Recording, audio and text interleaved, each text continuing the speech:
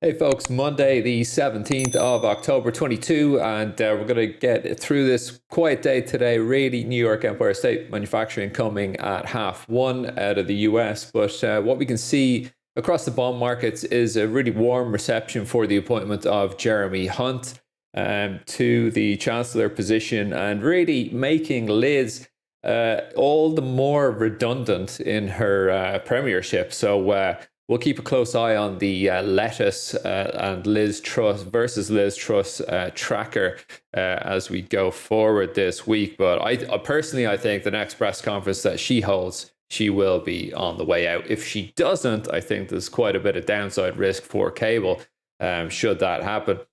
All right, let's get over onto cable, have a quick look you see here. And what you can see is the big gap down from the mini budget here, low 1504s. We're just we've also put in a gap here on the overnight to the upside on cable. Obviously, the warm reception there for Jeremy coming into position as Chancellor. So, just keep an eye out for that gap. 1241s on the high and 1193s on the low.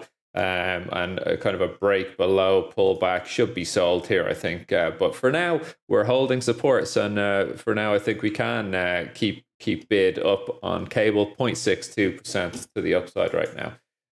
So these charts starting to look a little bit complex, but we're really into some big areas to trade here, right? So let's focus on the S&P 500 for this call. I'm going to keep it short and sweet, but essentially I've been talking about it a long time.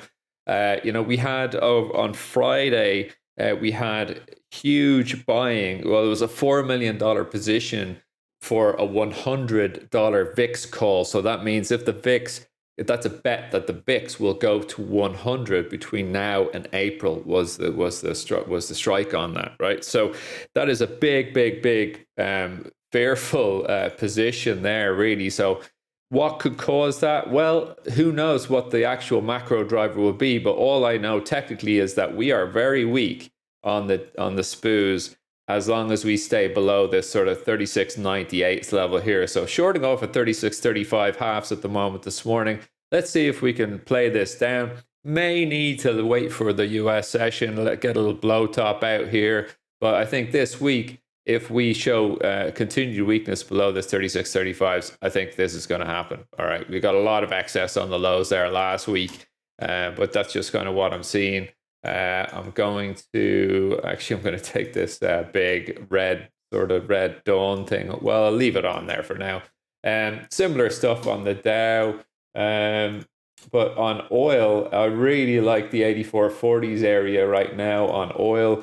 So it's really into this trend here. So this is the daily bars. I think fine, we're below the invasion top because Putin has said that, well, that's it for now. He doesn't really have any designs for further assaults.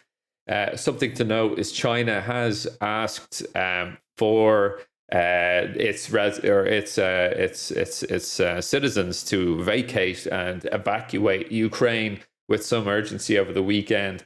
I think Zero Hedge making a bit of a sensational deal out of that, but nonetheless, it's something to be aware of. But look, oil to come down here, I think 84s has got to trade, and we've had this on for about a week now. So I like the shorts until we get down to there, and then I'm looking for a turn in this market. Okay, cool. That's about it for this on Monday. Nat gas, a lot to go, down to 5.994s. And that's really it. So listen, have a good session. Please click the like and subscribe, and I'll talk to you later.